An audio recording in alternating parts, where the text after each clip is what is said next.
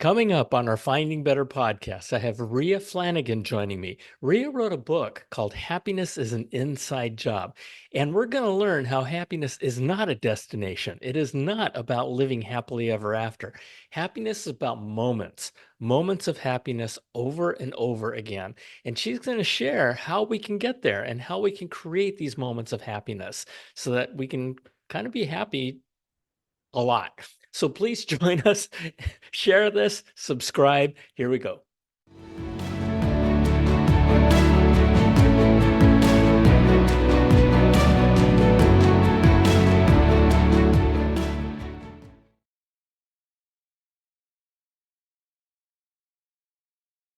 Hello, hello, hello, and welcome back to our Finding Better podcast. My name is John Suzuki, and I am your host.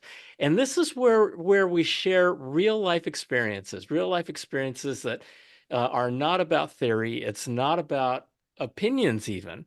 It's about our own experiences that we're sharing with you. And the idea is that maybe there's something that we say that you can apply to your own life in your efforts to make a better life for yourself. And so please share it. Please share it because I'll tell you we share a lot of stuff, and it's really cool. And a lot of times, I've heard folks that said, "Well, John, it wasn't as big a deal for me, but I shared it with a few people, and it was a big deal for them." And Mm. so today we're talking about one of my favorite topics. It's about life. It's about happiness, and what the heck it means to be happy. It's a state of mind. And different people have different definitions of what happiness is. And I have my guest today is Ria Flanagan. And as you can see in the background, I love the name of a book that she wrote called Happiness is an Inside Job. Because you know what? A lot of times people think that happiness is all about external stuff. And we get caught up in external stuff. I get caught up in external stuff. But in the final analysis, it's all inside. And so, Ria, welcome. Welcome to Finding Better. Thank you for joining me. Thank you so much for having me. And it's just a pleasure to be here. I've really enjoyed on this journey, meeting new people, having these interesting and never in-depth conversations, and having fun, right? Like just I think it is so much about connection. I was actually talking to my assistant today, and she's going to see, like a grandma figure in her life that's in hospice, and was talking about just her feelings around it. And I was like, it's really about just being with her. It's just really about being in the moments, and because you can have happiness even at the end of life, even when right, you're at the end of life, just as much as you can right here and now together today. Um, I remember when my grandma was passing and I went to go see her, and we just had this little chuckle together, this little moment. And that's so meaningful. That you'll Just probably remember for the rest of your life. absolutely. Yeah. Yeah. Oh, yeah, it's There you powerful. go. See, I even get teary now. Yeah, yeah, no, that's amazing. That's amazing. Happiness is one of those things that everybody wants. Everybody wants. Of course. And what I found in my life is that I found myself in a particular stage in my life, my career stage, where I kept thinking, you know, happiness is someplace where I'm not, Mm. and there's something that I need to do in order to get there, right? And Mm. I think there's a lot of people. I think there's a Yeah. lot of people that feel that way. So, tell us about your journey on how you how you got to this point of sharing what happiness means and how people get there. What was your journey and how did you get there? I think, being raised with a single mom, right? So I did not have an easy road to happiness. Um, I definitely had a lot of love for my mother, and on that road, I actually was diagnosed as a teenager with seasonal affective disorder. I lived in Vancouver, British Columbia, Canada, and it's Oh, rainy and cloudy, just like Oregon, Washington, like nine I'm months in of. Seattle right now. So you understand. Yeah, Yes. light Yes, deprivation. Yep. totally. And so Yep. and the doctor gave me an option of taking medication. And my mom actually was raised as a teenager in Mexico. And culturally taking, even though we lived in Canada in the Western country, culturally she was really raised that taking like medications wasn't like a good idea. Just Hmm. no, you tough it Sure. out. Yep. It's no, you don't know what's in that. You don't want to take that. So I never took the medication. And so I really did have to find, right? I had to find the light inside of me and tried things Interesting. that were not medication. Now, as a therapist now, I worked inpatient and I really got to see the value. I worked with trauma addiction at the Meadows for many years. I got to really see the value of how much medication, right, for depression Oh can my change gosh. someone's life, like Yep. all overnight. And so I really shifted my beliefs around medication, especially at that time in my life, really seeing it firsthand. But I didn't have that opportunity. So I didn't take medications. I really did have to sort of find, and along that journey were dark days and dark roads and bad decisions. And, I was a kid. And so I think though I can look back on that now and look at how resilient I am now because of it too. But So, also, go uh-huh. ahead, Also, please. Oh, but also I do encourage if someone has that seasonal depression or they have that real, need for an SSRI or some kind of doctor prescribed medication that can help their brains. It's like when you take a medication for your heart or if someone's has cancer, like people go, "Oh yeah, you take the medication," right? But for some reason, right, there's this stigma around mental health taking medication. Some people still believe, oh, you're not being strong if you do that. But that is really a belief, and a belief can be changed because that's a totally, belief that totally. keeps people in the dark. And honestly, I was in the dark for a long time. Struggle So, with that so, so seasonal depression. before we go there, Yeah. tell me what your definition of happiness is. Happiness is it's a sensation, it's a feeling, it's a, it's we're not one emotion, right? We have many emotions, right? So joy, right? Joy is an emotion. I think there's levels of happiness too. And I think we can increase our levels of happiness with daily practices, which is what I talk about in my book. And that's what I learned over time. But I think we have to remember too that like happiness is fleeting, just like anything else. And so when we feel other emotions, such as maybe pain or the uncomfortable emotions, say anger or shame or things we don't like, it actually allows us to even feel more happiness when we feel happiness because it's like you don't know what the darkness is until there's a light, right? There's this Right, piece of right. we've got to we're not one dimensional, so it's not this I'm happy all the time, like that's not realistic. It's that when I am happy I really appreciate it, I really hold space for it, You and I know, really I make an intention, right, to yeah, bring more yeah. joy to life. It's really interesting. You call happiness an emotion and a fleeting emotion, Mm-hmm. right? Which kind of hit me, like, huh? Because, a lot of times people define happiness as a destination, Mm-hmm. right? Sure. I'll be happy when I get the house, Exactly, when I get the exactly. job, when I get the wife, when I get the dog. Exactly, exactly, right. And so and then you get the car or you get the Mhm. dress or you get whatever, fill in your blank. And I'll tell you, I have a lot of friends who at some point in time bought a car that they wanted for years and years and years, and 2 weeks later said, "Why the heck did I buy this car?" You know? Mm. And a friend of mine told me something really, really profound. Mm. And he said, happiness is not about having what you want. It's about wanting what you have. Brilliant. And and you think about that and you go, we live our lives wanting something, Hmm. right? I mean, Hmm. that's who we are, that as human beings. Well, that's And yet, passion, right? Wanting something is passion, so it's not wrong. no, it's Little not wrong. It's little not wrong. kids want things all the time, right? It's Absolutely. natural. It's natural. Absolutely. But understanding what happiness is, right? It's like you said, it's an emotion. It's Mhm. like joy. It's like Mhm. anger, right? You can be happy right now. I mean, Mhm. at this very moment. Mhm. And it's just this world that we live in now. It's just so Mhm. screwed up in a lot of ways, right? Mhm. And and and the search for happiness Mm. can be hard for a lot of people. So tell us a little bit about give us one of your plays out of your playbook. Gratitude is my favorite, and also being in purpose. And so both are choices too, right? There's this piece of what you just said, right? Of being grateful for what you have, right? Yeah. I have two legs.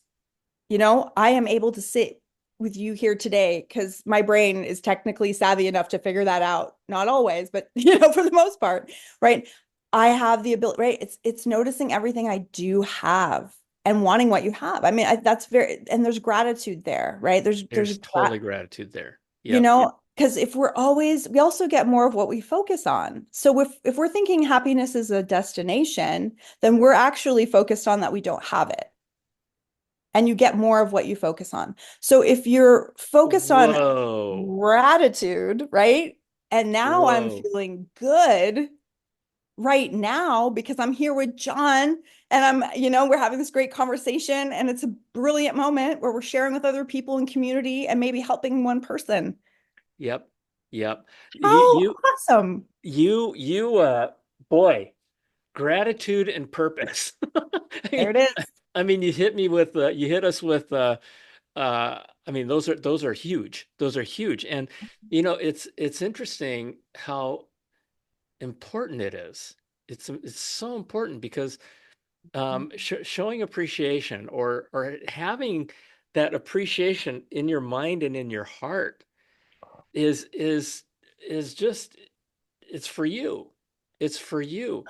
Um, I had my daughter on my podcast a couple of weeks ago, as about a month ago, and she wanted to come on my podcast to share her experience with her eating disorder. Yeah. And eating disorders are a huge deal. And over the years, I learn all the time how huge a deal it is. It's something that does not go away, and it is real. It's a real mental disorder. Before it was like eat, Well, yeah, you think it's just eat, like the right? yeah, a simple solution, but it's very complex. Is hugely complex. And during her journey, we talked about gratitude. We talked Hmm. about being grateful, and she says, "Dad, I don't deserve to be grateful." And I said, "Is that you talking, or is that your eating disorder talking?" She says, "I think it's my eating disorder talking." And Yes. it just broke my heart. And and for some people, whether it be with a mental disorder like my daughter had, or they just honestly don't deserve, they feel that they don't deserve to be grateful, right? Because being grateful means that I was giving something that to be grateful for. Which means they also aren't feeling they deserve happiness. Right. That's exactly right. And so, it's I love and again, happiness is not a destination. I love what you said. It's an emotion. It's something that comes and goes, and you can bring it on, right? Yes, you can bring And it on. gratitude is so important, and purpose is so important. Your purpose now, I think one of your purposes is to help people understand that it is an inside job, right? It's not an external thing. You don't have to Yeah. depend on something outside of you to be happy. Mhm. And in fact, because I specialize with addiction and trauma, that gets you in a lot of trouble. When we are looking for, oh, when I make enough this much money, or when I, find the relationship, or when I find this, I'll be happy, because then you're using a thing outside of you, which Right. is can be very dangerous. It can get Exactly. you into a lot of trouble, because then that thing you become dependent on, right? With addiction, right? When, oh, I take this, Totally. I feel better, and then it becomes an addiction, and then it's out of control. So, and even with relationships, there's relationship addiction, it's love addiction, there's sex addiction, there's porn addiction, we know there's gambling, there's all these process addictions, right? Where people are not feeling good. So first of all, it's noticing, why are they using? Because they're not feeling good, right? Something isn't right. And Right. so they're trying to get this external happiness that maybe it's fleeting too, right? It works for a little bit, but then, right, with addiction, then there's a crash. Right. And Right. then they need it to even just be okay. Now they're not even, after over time, they're not even actually feeling really good anymore. They're just trying not to feel even worse. So Mm. that's how bad it can get, right? But it can just be in daily life thinking, oh, once I get the job, then I'll be okay. Then I'll be okay. It's the hamster wheel, right? I'm spinning in the hamster wheel, Totally. Totally. It's a rat but race. I'm not getting there, right? But it's like, wait, it's about actually these moments. It's about these beautiful moments, right? These connections between people. This, right? That is where so much, and even with addiction, right? Addiction is actually disconnection. So you're not really feeling joy, it's more of a high, right? And so that's why there's the crash, and it's not sustainable, right? Right. Happiness, like increasing your levels of happiness by intentionally being grateful every day, intentionally living life on purpose, that's a foundation. That's sustainable, right? Right. You can sustain practices that increase happiness levels, right, over daily living, but it, again, it's not, you're not always going to be I'm happy all the time, because that's not real, right? Yeah. So, That's so, not so, relatable. I want to go back to something that you said. Can you tell us what a relationship addiction is? Yes. So Pia Melody really founded the love addiction, coined the term. I used to lecture about it up at the Meadows, so it was a real thing. People actually would come in and say, "I'm here for love addiction," right? And we knew what that was, right? We knew what that was. Again, they would get different diagnoses, maybe depression. A lot of times when someone really goes inpatient and they say it's love addiction, it's also major depression. Mm. But they have focused that they're only happy, right, when they have this person, a person. Right. They put the power, and thinking Oh, about it, even like it's, they've made a person their higher power, which is what people do with drugs and addiction. They make that their higher power, right. right? Right. And so I'm only happy if they love me, right? Or I'm only happy if we're together.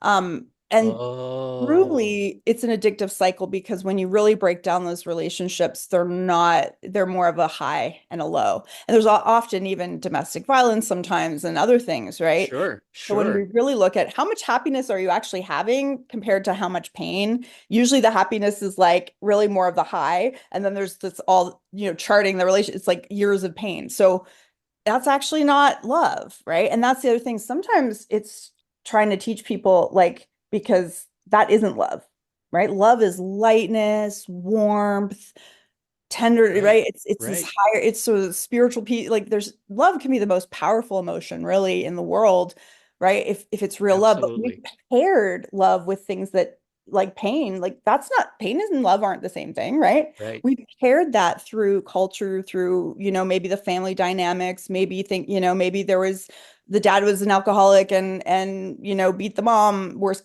case scenario, right? And then that child's learning, oh, love is violence, right? That's, no, Yep. we got to separate Yep. that. That's not the Yep. same, right? Because when I've worked with people that come out of domestic violent relationships, they will say, I only felt like he loved me if he hit me. Things like that. Things like that, because they paired in early life that love is pain. Right. Right. Oh boy. And how do you unwind that?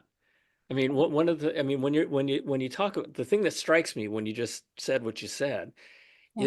is that their life today, a part of their life today is because of something that happened in the past, Yes. right? Yeah. And we all, I mean, yeah, you know, none of us are perfect. No. And we even in the with the greatest of intentions, we can affect people in ways we never meant to, Yeah. and leave scars that Yeah. Of were never intended. Um, course. and so I, as a therapist, I'm sure there's a long process that you go through to unwind that and identify that. But for folks who are thinking, I wonder if I had got something. Is there anything they can do? Yeah, I do. So I know we all want the quick fix, right? I do an intensive workshop. It's 3 days. It was actually designed by Pia Melody, who coined the love addiction term, but and also, was an addiction, and especially also a nurse and a counselor. She's really awesome. She wrote Facing Codependence, Facing Love Addiction, and she created post-induction therapy, which is actually a combination of Gestalt and CBT and other therapies. I also combine some IFS and some SE, and those are all therapy things. But basically, in the workshop, we do work to experiential work to untangle some of the beliefs that were created by childhood trauma. Yeah. And I Okay. call it the empowerment workshop. And there's some theatrical pieces to it and some post-induction therapy, sort of a hypnotic piece. And there's a lot to it. I went through it myself, changed my life, changed me as a therapist. I had done all the talk therapy, all the things, thought, oh, like I've sort of dealt with my trauma until I walked in and did this workshop and went, holy moly, I was carrying all this shame, carried shame, we call it, from past abuse that I thought was my fault, and all this stuff that I didn't even realize it was in my body. And The Wow. Body Keeps the Score by Vessel van der Kolk is a great book that really talks about how we hold trauma in our body. We may not even be conscious of it because we're always Totally. trying to push that down. Yep. So once I did that, I really came out. I felt lighter. I felt like I dropped 50 pounds of just emotional baggage. And I was like, I'm a different therapist. I've got to do this. I've got to help people. So I now in my private practice do that. They do that also up at the Meadows, in groups. I do it typically individually. Sometimes we'll do groups So with other counselors. so I don't want everybody to, I mean, there is a process, right? But It's a process. I always want my audience to be able to leave this episode with something that they can go to without having to invest in 3 days Yes. in an So entire. yeah, but getting a therapist definitely if you have trauma is helpful, like having support. So I always Absolutely. say that. I say it in my book. But here's one thing just to leave your audience with, my audience with, is really noticing like what is love in one hand, right? Like what is love? This is a somatic experiencing piece, just simply the concepts, like what is love? It's lightness. It's not attached to anything dark, heavy, right? It's not pain. It's just light. It's just love. It's just powerful. It's beautiful. It's warmth in the heart. It's peaceful, right? Like that's love, right? You think about maybe holding a baby the first day it's born or a puppy, right? It's just this pure, beautiful sensation, right? Really in the Yep. body. Hmm. Okay, so that's love. And then over here, we have whatever it is that we have, right? Maybe it's trauma, maybe it's pain, maybe it's shame, maybe it's violence, maybe it's, whatever. And somehow, right, that feels heavy, right? So I'll even say when I'm doing this with someone, like wrap a globe around that so it doesn't seep into you, right? But just feel the weight of that, right? Now notice how these two things somehow in your life got paired together. Notice I that. just, as you were talking, Ria, Mhm. I just did that mental exercise in my head. Yeah, John, I let me encourage you, do it with your hands. This is really powerful. So actually hold love for a second, like hold that, and then wrap the globe around the shame, pain, whatever it is. Like, it's heavy, right? Yeah, yeah, Uh, yeah. If you were to yeah, close, I ugh, was thinking to myself, yeah. Now feel as it. I was thinking about the pain part of it, I actually felt my hands start to go down Yes, there it like is, this, right? right? Yep, you're gonna Because it feel was it. Like, it's ugh. heavy. It's like, Because ugh. we know what that is, right? We know. So now put them together, John, because somehow we all get this thing where we think love is paired with that or something, right? So pair it together. Now, really slowly take a deep breath in and very slowly, I want you to mindfully, like you're moving through clay, breathe out and slowly separate the two. Like they're stuck with super glue and you're pulling and you're pulling and you're pulling and you're pulling until you can get as far apart as you can. Now, I want you to open your eyes and I want you to notice the space between. Yeah. What do you Okay. see? What do you see? Well, before I opened my eyes before you said that, but Okay. what I saw was that my right hand was lower than my left, Okay. and they are separated. You notice that they're separated. Yeah. Mhm. And so now take again the heavier hand. Yep. And where do you want to get that shame or throw that shame? You want to throw it out into the universe to be gone forever, or do you want I to just want bury to it much squash it. further? I just Squash want it. to Okay, squash so it. now take that and slowly push it in, squash it, and breathe out. Breathe in and out, but really use the resistance like it's hard to do, right? Like, Yeah, like us fighting oh, you. yeah, because it is. It is. So then slowly do that movement and breathe out like you're moving through clay, very slow, very mindful and intentional. And breathe out through your mouth. and push it, and then just relax. And then opening your eyes. What are you noticing just in your body right now? I'm more relaxed. Beautiful. Now take the love, and we're kind of speeding this up. I'd go slower, but take the love. Just remember the love again. It's that moment holding the newborn baby, whatever it is, just pure, just light, just warm, and just slowly bring that into your heart. Just put that right in your heart. Where's my heart? Right there. Yep. Okay. Yep. Yep. You got it. You got it. There. Now, what are you noticing? I just feel, this is gonna sound weird. I feel a little bit more at peace. So that's a quick one, but I And love that one. I just you guys try it. So cool. Just rewind and Yeah. just go through what Ria just said. Now that you know what that process is, because for me, as I went through that, I was thinking, am I really going through this? Hmm. Right? Am I really feeling what I'm feeling? But according to you, I did, right? Well, according to you, you did. That was actually really cool. That was Yeah. actually really cool. And Yeah. you know, um and I think doing that, and I'm not gonna, that's not the last time I'm gonna do that, by the way. I would Um do it do like it, throughout the day if you need yeah, to, all the right? time, Hmm. because I did find myself kind of lightening up a little bit, Yeah. and my mind became clearer. Yeah. Also, it became, that's weird. I mean, just you just did that thing for 2.5 minutes, but my mind became clearer when I threw when in my head I'm kind of squashing the bad stuff, Hmm. which kind of made room. You know what To I'm hold. saying? Am I crazy? Yes. It No, kind it kind you're of made, making room for more happiness and right, peace and for the good love and stuff. joy and the good, the passion and the purpose, right? When we get that stuff out of our bodies, when we get clear that those things aren't the same, big shifts can happen. And I'm so glad I actually learned that in a training, that just that little piece. And I was like, everyone should know this. Everyone Yeah, should be able to do this. So that's I'm so glad we amazing. could share it here, and again, I always say, right, even in my book, if this is something that, whoa, it was so powerful, then get someone to do it with, get a therapist, get someone that does somatic experiencing work.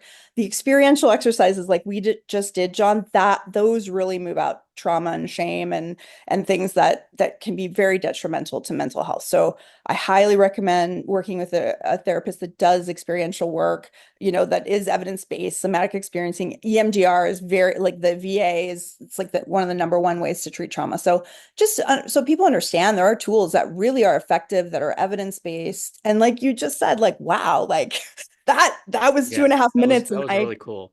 That was I, cool. I feel different, you Yeah, know? yeah. How And I'm a beautiful. happy person. Yeah.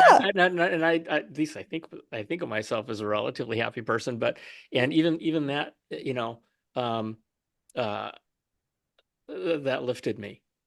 It did. Yeah, that's It did. beautiful. It's very cool. Dr. Gabor Mate wrote the book, The Myth of Normal, and I think that's really helpful for our culture to understand that there's some toxicity in the culture that still needs to change. That normal isn't a real thing. That nobody's happy all the time. That Right. right as Right. they portray on Right. social media, like Right. I wrote a book about happiness. I'm not happy all the time, right? I have hard days. It's but I have tools that I use that are effective, and I love that we're doing this conversation for people. My purpose is helping others, and do also get joy from that.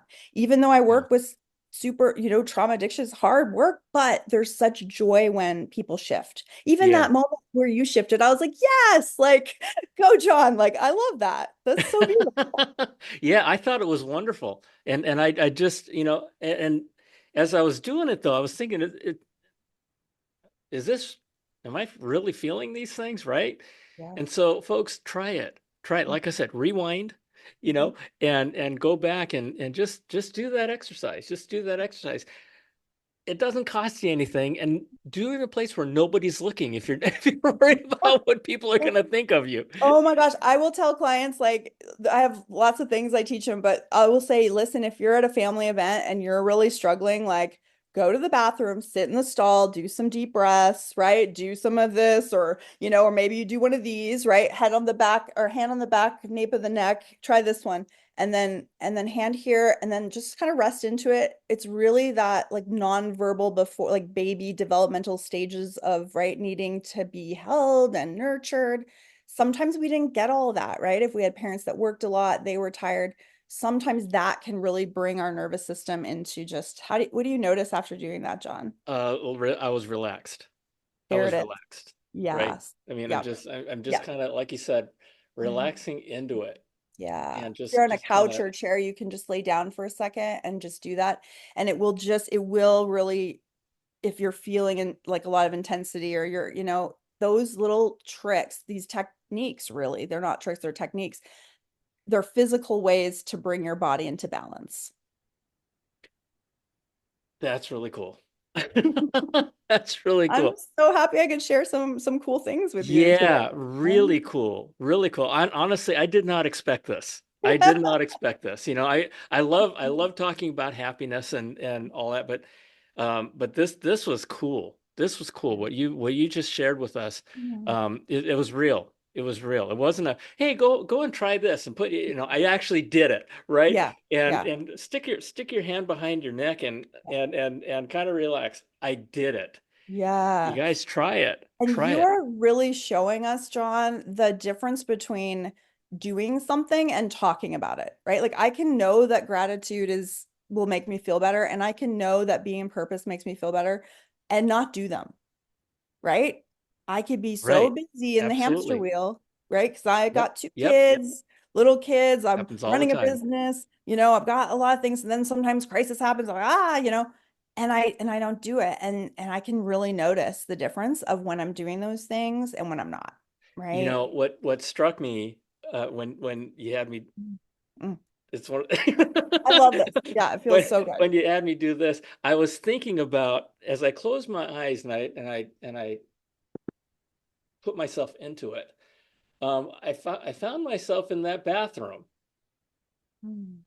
It was interesting. I found myself in that bathroom and I found myself relaxing Mm. and thinking a little bit about who is in that party. And Right? why I'm Why am I feeling doing this. this? I mean, I just kind of found myself doing in that situation that that you shared, and it was pretty cool. It kind of made me go "Ka-chee," because when you said that example, I kind of went right Ah, in oh. my head. I'm kind of like, oh yeah, being at a party and you don't Mhm. know anybody and you're just, or you Mhm. do know people and there's people there that you don't want to see. Oh my gosh, I'm just getting Mhm. overwhelmed, right? I Yeah, started feeling this, right? yeah. And so when you had us do this, I just kind of went, huh.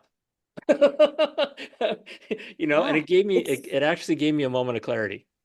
there, isn't that beautiful, right? That now you have this tool that you, right? And Yeah, sometimes I'll even have people write them down and put them in their wallet, like a bunch of tools that they could, because sometimes we get overwhelmed and we freeze, right? Our brain sort of freezes. And right. so if you have that little card in your wallet, oh, that's right, I can do this. I can go to the Yeah. bathroom, take some breath.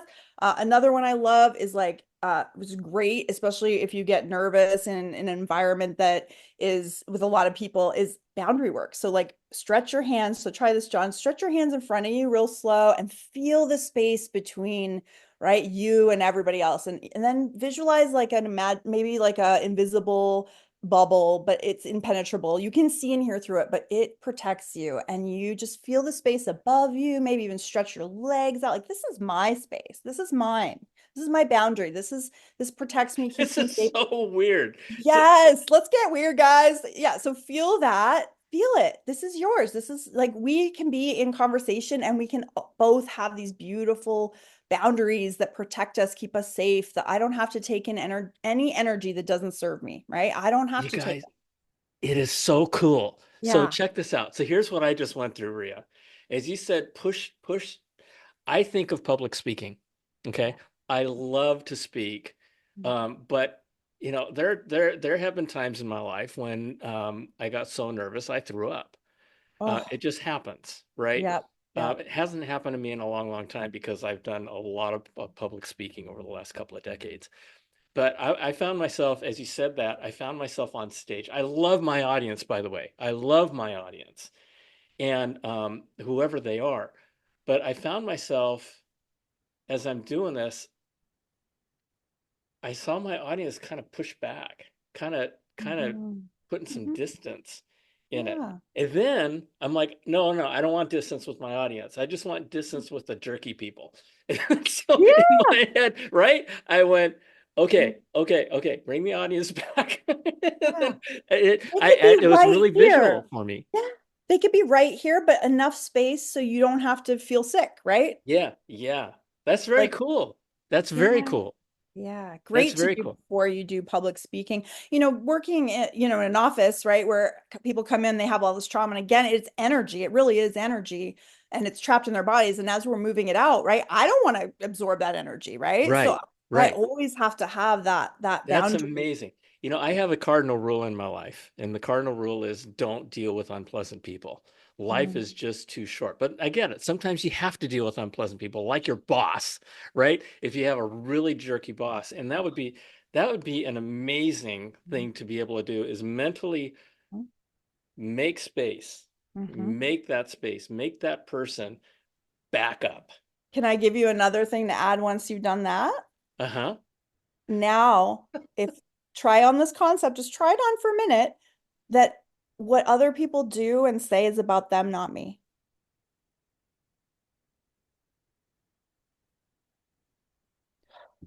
How Just take true that is in. that?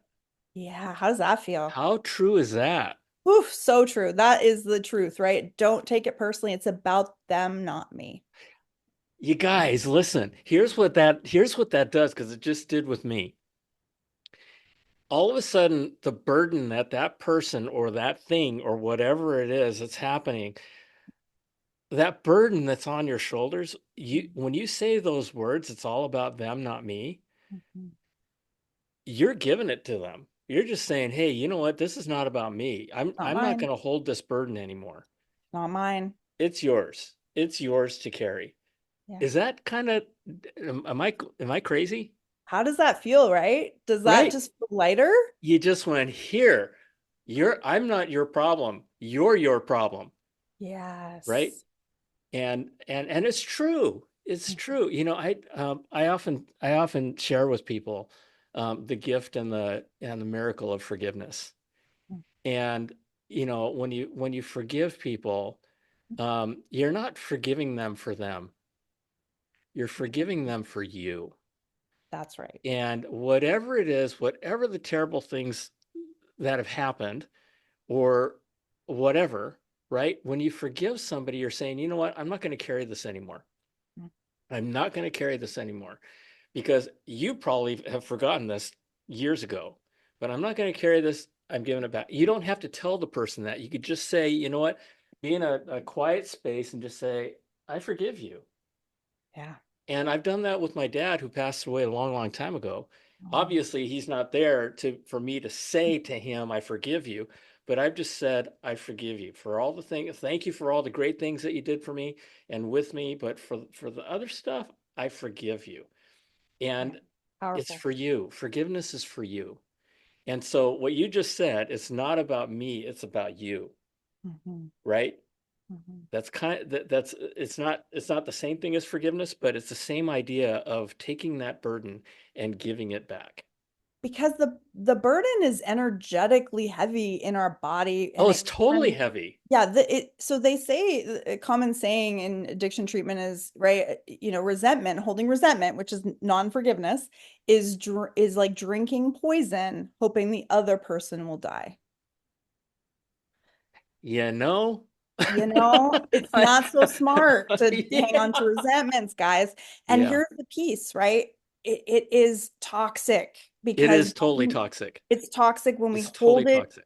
in our bodies for years and years. It can't, right? We now have enough information. Again, Dr. Gabor Mate's book, Myth of Normal, talks and gives studies around how people that are holding in resentment end up with things like fibromyalgia, all kinds of immune disorders and things. We're now really correlating the emotions, right? And the Yeah, things that we're holding in to physical illnesses, right? So doing forgiveness work, which I have in my book as well. Self-forgiveness is always where we start, right? With that's addiction. a lot of times that's the hardest part. That's the hardest one and the most, you got to start with forgiving yourself. How can we forgive others when we haven't yet forgiven ourselves? That's right. That's So exactly right. start there because it is what is not forgiving you doing. Often it's keeping someone in the darkness, it's keeping someone in addiction, it's keeping someone stuck Yeah. because we all deserve forgiveness, all of us. I had a gentleman on my on a previous episode who said forgiveness is a greater miracle than the parting of the Red Sea.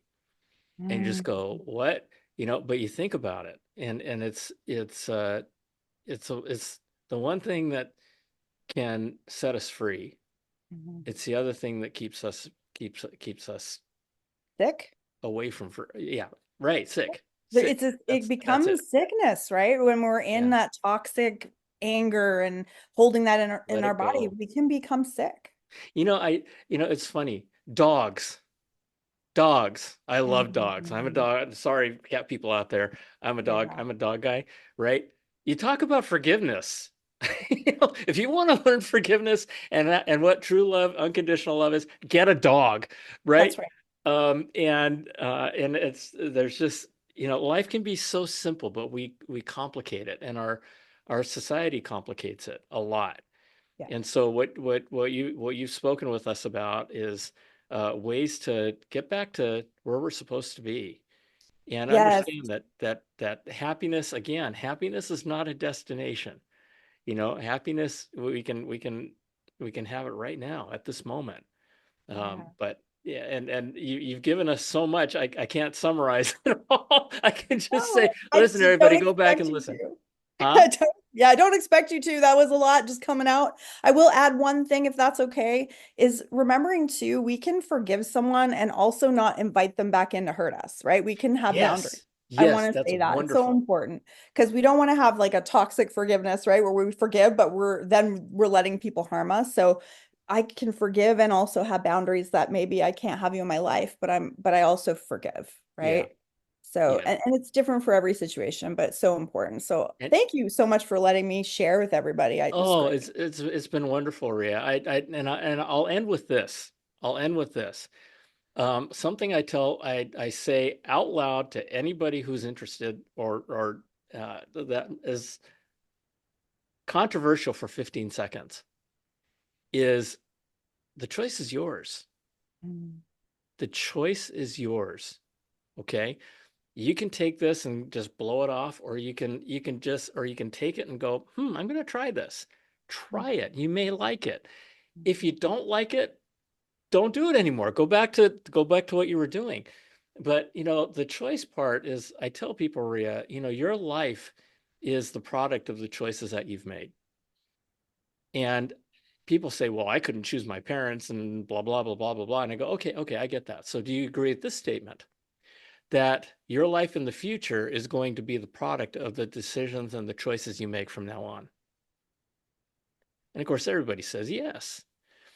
So, folks, really internalize that, mhm, right? Because it is your choice to find better mhm, and to make better happen. And when you make better happen, you're not just making better happen for you, you're making better happen for the rest of the world because a better you lifts the world.